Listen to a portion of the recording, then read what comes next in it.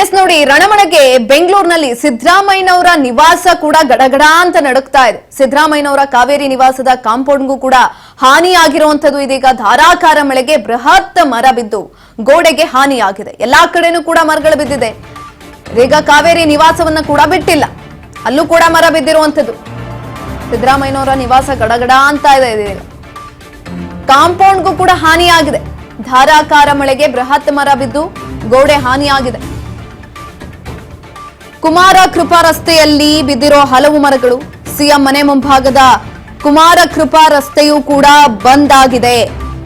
ಡಿಬಿಎ ಸಿಬ್ಬಂದಿಗಳಿಂದ ಮರ ತೆರವು ಕಾರ್ಯಾಚರಣೆಯನ್ನ ಮಾಡಲಾಗ್ತಾ ಇದೆ. ಗಾಲ್ಫ್ ಕೋರ್ಸ್ನ ನೆಟ್ ಮೇಲೂ ಕೂಡ ಬೃಹತ್ ಮರ ಬಿದ್ದಿದೆ. ಹೀಗಾಗಿ ಜನದಟ್ಟಣೆಗೆ ರಸ್ತೆಗೆ ವಾಲಿದ್ದಾವೆ ಗಾಲ್ಫ್ ಕೋರ್ಸ್ ನೆಟ್ಗಳು.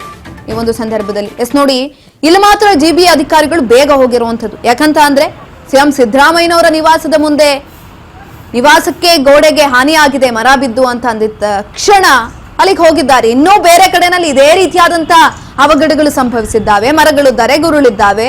ಅದ್ಯಾವುದು ಕೂಡ ಜಿಬಿ ಅಧಿಕಾರಿಗಳಿಗೆ ಕಣ್ಣಿಗೆ ಕಾಣಿಸ್ತಾ ಇಲ್ಲ, ಅಲ್ಲೆಲ್ಲೂ ಕೂಡ ಹೋಗ್ತಾ ಇಲ್ಲ. ಇಲ್ಲಿ ಮಾತ್ರ ಹೋಗ್ಬಿಟ್ರು ಬೇಗ ಜಿಬಿಯ ಅಧಿಕಾರಿಗಳು. ನೀವು ದೃಶ್ಯಗಳಲ್ಲಿ ನೋಡ್ತಾ ಇದ್ದೀರಾ. ಕಾವೇರಿ ನಿವಾಸ ಇದು,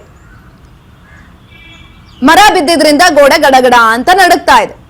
ಅದನ್ನ ಸರಿ ಮಾಡ್ಬೇಕಲ್ವಾ? ಇಲ್ಲ ಅಂತಂದ್ರೆ ಅವ್ರಿಗೆ ಕಷ್ಟ ಆಗ್ಬಿಡುತ್ತಲ್ವಾ? ಬಡವರು ಏನಾದ್ರೂ ಆಗ್ಲಿ, ಅವ್ರು ಸಾಯ್ಲಿ ಗೋಡೆ ಬಿದ್ದು. ಈಗ ಆಲ್ರೆಡಿ 7 ಜನ ಸತ್ತೋಗಿದ್ದಾರೆ. ಅದ್ಯಾವುದು ಕೂಡ ಇವ್ರು ಯಾರಿಗೂ ಲೆಕ್ಕಕ್ಕಿಲ್ಲ. ಅದೆಲ್ಲದ್ರಲ್ಲೂ ಕೂಡ ನಿರ್ಲಕ್ಷ್ಯವನ್ನ ತೋರಿಸ್ತಾರೆ. ಇಲ್ಲಿ ಮಾತ್ರ ಸುದ್ದಿ ಗೊತ್ತಾಗ್ತಿದಂಗೆ ಹೋಗಿರ್ತಾರೆ ಅಲ್ಲಿಗೆ ಬೇಕಿದ್ರು. ಇಲ್ಲ ಅಂದ್ರೆ ರುಗಿಸ್ಕೊಳ್ಬೇಕಲ್ಲ ಅವ್ರ ಹತ್ರ. ಅದಕ್ಕೆ ಅದೇ ಬೇರೆ ಕಡೆನಲ್ಲಾದ್ರೆ ಯಾರು ಕೇಳ್ತಾರೆ, ಯಾರು ಹೇಳ್ತಾರೆ ಅನ್ನೋ ಲೆಕ್ಕಾಚಾರ ಇವರೆಲ್ಲರದು ಕೂಡ. ಜಿಬಿಎ ಅಧಿಕಾರಿಗಳು ಎಷ್ಟೋ ಕಡೆ ನಿರ್ಲಕ್ಷ್ಯ ತೋರಿಸಿದ್ದಾರೆ. ಆದ್ರೆ ಇಲ್ಲಿ ಮಾತ್ರ ಬೇಗ ಹೋಗಿರುವಂತದ್ದು, ಸರಿ ಮಾಡುತ್ತಾ ಇದ್ದಾರೆ. ಕಾರ್ಯಾಚರಣೆಯನ್ನು ಕೂಡ ಮಾಡ್ತಾ ಇರುವಂತದ್ದು. ಈ ಒಂದು ಸಂದರ್ಭದಲ್ಲಿ ಎಲ್ಲಾ ಕಡೆನೂ ಕೂಡ ಇದೇ ರೀತಿಯಾದಂತಹ ಅವಾಂತರಗಳು ಸೃಷ್ಟಿಯಾಗಿರುವಂತದ್ದು. ಕುಮಾರ ಕೃಪೆ ರಸ್ತೆ ಇದು ಅಲ್ಲಾಗಿರುವಂತಹ ಅವಘಡ.